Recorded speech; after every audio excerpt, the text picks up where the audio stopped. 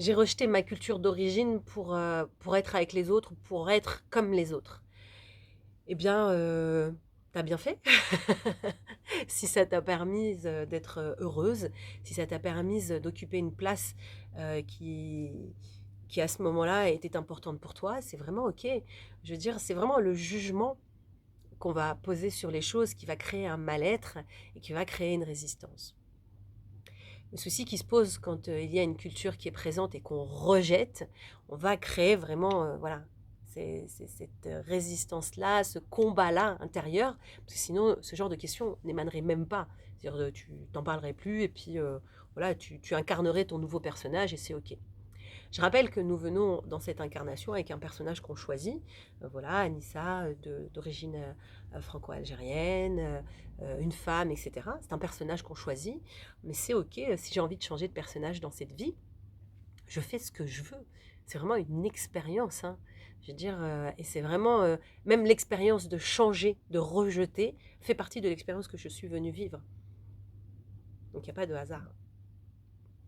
Maintenant, le fait de rejeter qui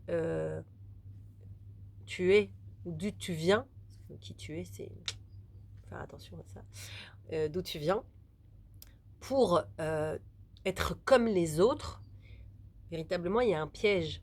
Il y en a même deux. Parce que, comme je le disais au début, tu vas rejeter, donc tu vas créer une résistance. Donc déjà, dès qu'il y a résistance, il y a inconfort, il y a mal-être, hein. Et la deuxième chose, c'est vouloir être comme les autres.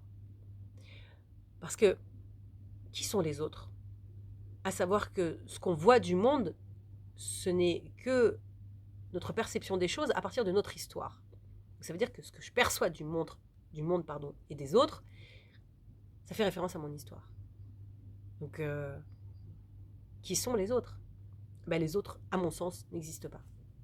Ils n'existent pas parce que ils viennent jouer dans mon game, comme je dis souvent, et j'aimais bien Frank Lobdet qui disait ça, où il disait on est chacun sur sa planète, on est chacun dans son monde, et qu'on ne rencontre pas forcément l'autre, ou en tout cas Eckhart Tolle dit qu'on rencontre l'autre dans d'autres sphères, dans l'état présent et dans l'instant présent, pardon, et en tout cas au-delà des mots, puisque sinon il n'y a pas de rencontre véritable.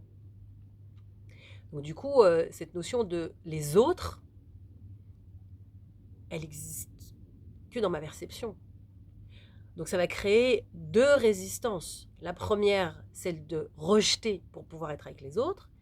Et les autres, comme je rejette déjà à la base, comme ils sont que de ma perception, il y a de fortes chances qu'ils vont me rejeter aussi. Ou je vais me sentir rejetée. Et on voit ça, moi je l'ai beaucoup côtoyé parce que j'ai beaucoup cherché ma place.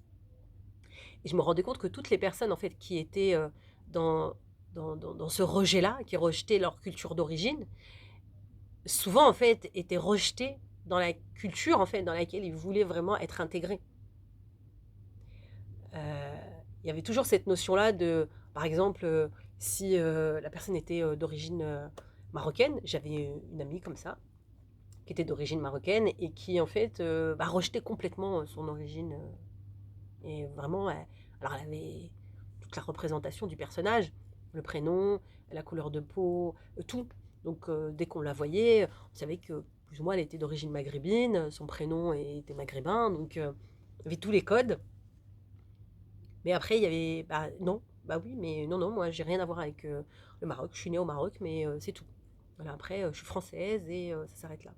Donc on voyait déjà que dans l'énergie, c'était quelque chose qui était tendu, hein, c'était un sujet qui était tendu. Et donc elle va épouser donc, une personne d'origine franco-italienne.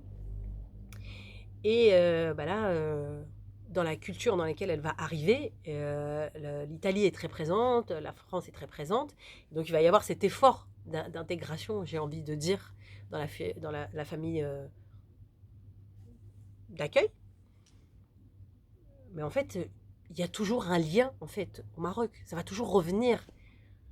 Donc du coup, ça crée des tensions dans ce couple-là, parce qu'en fait, on ne trouve pas sa place. On essaye d'épouser quelque chose. C'est comme si je suis un lion et bah, je vais être élevé par des moutons, c'est ok. Mais ma nature, c'est toujours un lion. Donc ça peut me servir un jour si je suis attaqué par les loups, d'être un lion dans une meute S'il y a une meute de loups qui m'attaque et que je suis un lion et que ma famille c'est les moutons, ça va aller. Mais je reste un lion. Donc c'est important en fait de connaître ses origines pour s'en libérer. Mais vouloir en fait devenir quelqu'un d'autre à partir de ce prisme-là, bah ça va créer vraiment des résistances. Alors que si, bah oui, je suis d'origine maghrébine, je suis d'origine algérienne, je connais ma culture. Et demain, je découvre le Japon, ce qui a été mon cas. Je vais épouser la culture japonaise, ça va me faire une culture de plus. Je vais aller au Sénégal et je vais épouser la culture sénégalaise. Je vais prendre en fait tout ce qui m'intéresse et je suis multifacette comme ça. Et si même à un moment donné, j'ai envie vraiment de devenir le personnage japonais de A à Z, vraiment dans toutes ses facettes, mais sans rejeter là où je viens. Là, la transition est beaucoup plus douce. Après, on vivra l'expérience qu'on doit vivre. C'est OK. Je veux dire que ce soit le rejet, pas le rejet, etc. Et tout, on est venu faire des expériences. On est venu travailler sur ça. Donc, c'est vraiment. C'est comment tu te sens. Si tu es à l'aise, la question ne se pose pas. Mais si on pose cette question, c'est que généralement, il y a quelque chose à l'intérieur qui n'est pas aligné. Donc, encore une fois, on n'a pas besoin ni de rejeter sa culture d'origine, ni de s'adapter aux autres. Quand on revient dans le soi profond, on a juste à être. Et du coup, il n'y a plus ça qui vient se plaquer par-dessus.